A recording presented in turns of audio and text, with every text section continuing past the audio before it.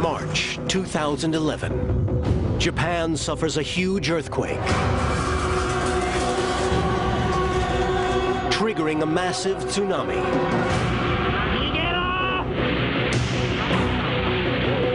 One of the world's most advanced nations teeters on the brink of collapse.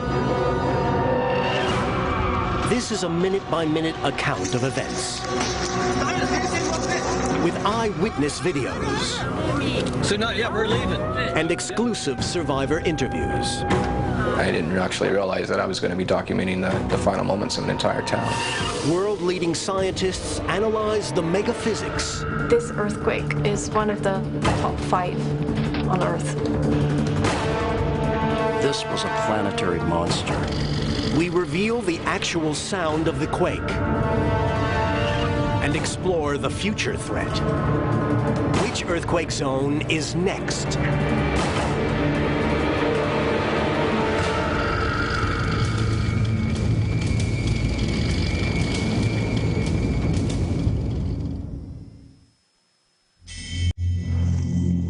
One of our planet's most volatile regions is the Pacific Ring of Fire, a continuous fracture in the Earth's crust which circles the Pacific Ocean. At 2:45 p.m. on March 11th, 2011, 80 miles off Japan, one section of this fault is about to rupture.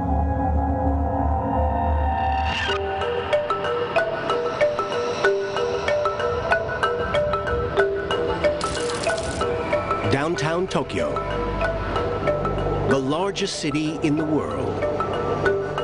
35 million people are going about their daily lives.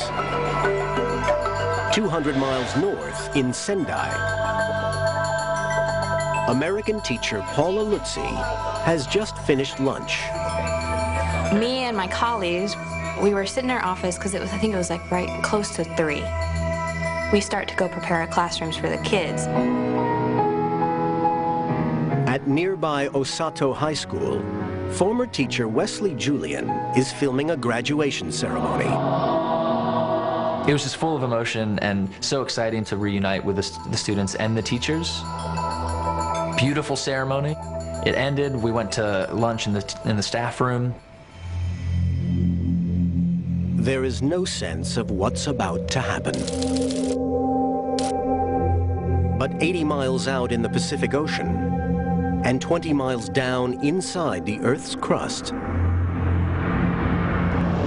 the Pacific Plate is being forced down underneath Japan. Solid rock twists and cracks. Stresses build up in the system until something snaps. In Tokyo, seismic data streams into the country's earthquake monitoring headquarters.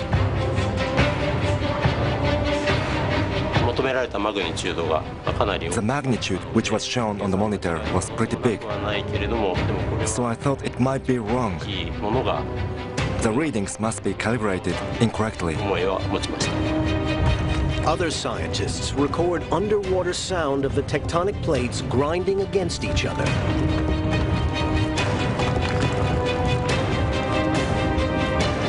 Speeded up 32 times, here for the first time ever is the actual sound of the earthquake.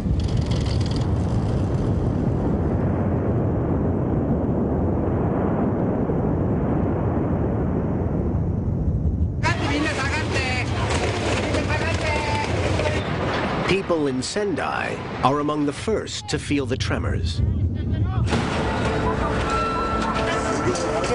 It just kept getting stronger and stronger. So like all of us just kind of stood up, looked at each other, and ran out.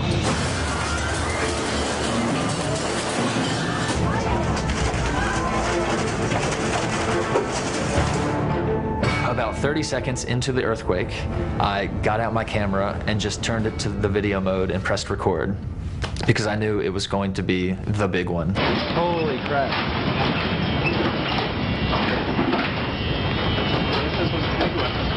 Holy. And there's nothing I can do. I can't run anywhere. Are we okay in here? Yeah, I think so. We'll just follow what they're doing. My thought was, is this building going to collapse?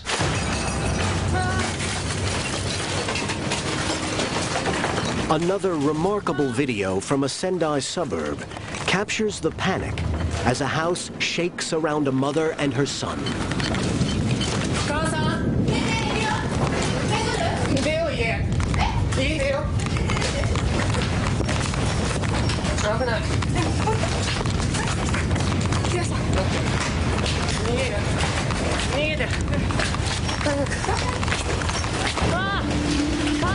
After 50 seconds, the ground offers the only source of refuge.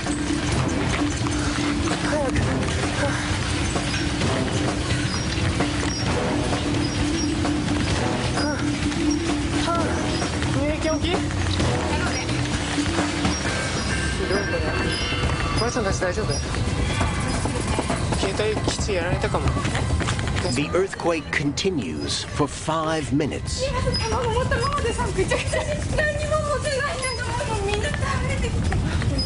We had one big one, and then it kind of stopped, but then another one happened. It just kept going, and then it would kind of die down, and then another one would come.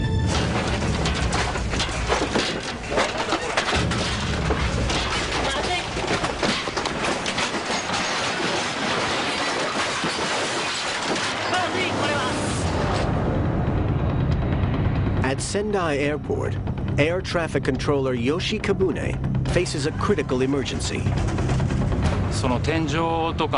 Fluorescent lamps in the ceiling were falling down. There were aircraft flying in the vicinity at the time, so we worked hard to make them circle above, because the airport could not be used.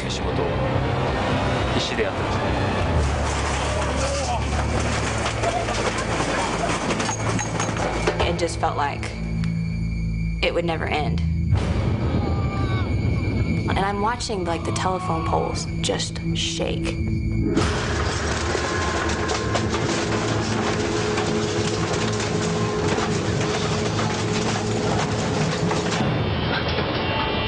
No joke. The scariest part about being in an earthquake is being completely helpless.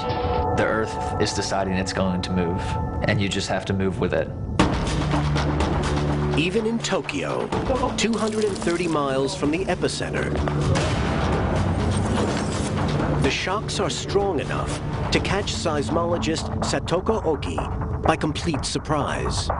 My office is in a base isolation building, so it should not move. But still, I couldn't even stand up. That was the biggest and longest earthquake I've ever experienced. Across town, businessman Ayumu Dokizono witnesses an extraordinary spectacle. When I just look at the building, I was so surprised that the building was swaying. I was so surprised that I felt, oh, I have to film it.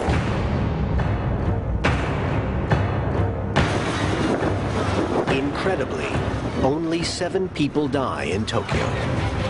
But strange things start to happen. Cracks in the ground open and close. And in a process called liquefaction, the seismic shock squeezes water out of the earth. The quake measures 9 on the Richter scale, with a force equal to 600 million times the atomic bomb dropped on Hiroshima. That's enough energy to power the entire U.S. for 100 years. All exploding outward from one point in 5 minutes. This earthquake is one of the top 5 in the largest earthquake ever. I mean, on Earth. Yeah. It's so big that it tilts the world 10 inches on its axis and slows the Earth's rotation to shorten our days by a fraction of a second. In Japan, the earthquake even rattles the most safely guarded installations. Just 90 miles from the fault line, stands Fukushima Daiichi nuclear plant. With electricity cables damaged, emergency systems kick into action, engaging backup diesel generators for power, and beginning the shutdown sequence for the plant's 3 active nuclear reactors. But 80 miles out to sea, the earthquake has unleashed an even more terrifying force. And it's rippling outward at 500 miles per hour.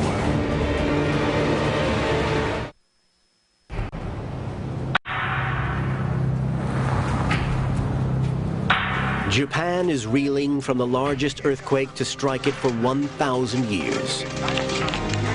It's only the 5th magnitude 9 tremor in recorded history.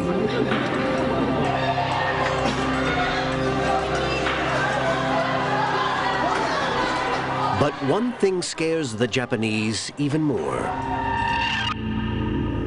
a tsunami tidal wave. And this is exactly what the quake triggered. When the Earth ruptured, 250 miles of ocean floor thrust upward over 20 feet. This displaced 3.4 trillion cubic feet of water in the ocean above, causing a surge that initially travels at 500 miles per hour. At the very beginning, it propagates almost the same speed as airplane.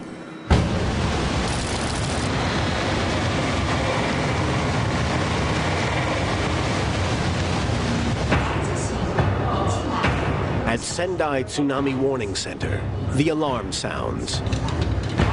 The race is on to find out the size of the oncoming wave. Due to the tsunami and the earthquake itself, most of the monitoring stations were damaged. It was something that was unreal. As monitoring systems in Japan are overwhelmed, scientists worldwide track the advancing wave. I received a call at 1:20 in the morning from a colleague in California. He said, "Turn on the television. All hell is breaking loose in Japan." The earthquake had occurred about 35 minutes earlier. I was able to see some of the immediate coverage of the tsunamis coming in. This was a planetary monster. 3 miles out to sea, the Coast Guard filmed the first breathtaking sight of the tsunami.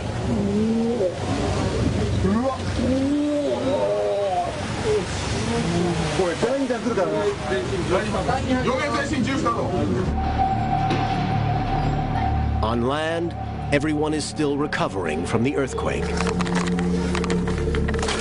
They have less than 30 minutes before the big waves start to hit.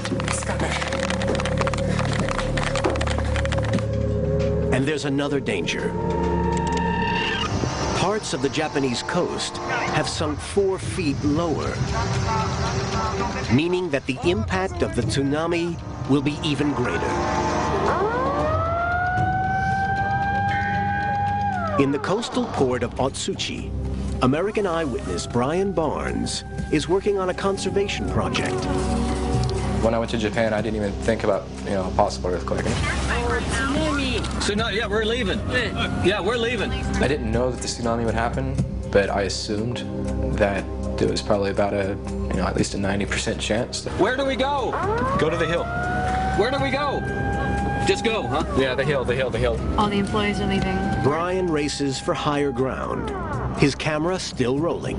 Are we hearing sirens? Yeah. Yeah. This town has a lot of history with tsunamis.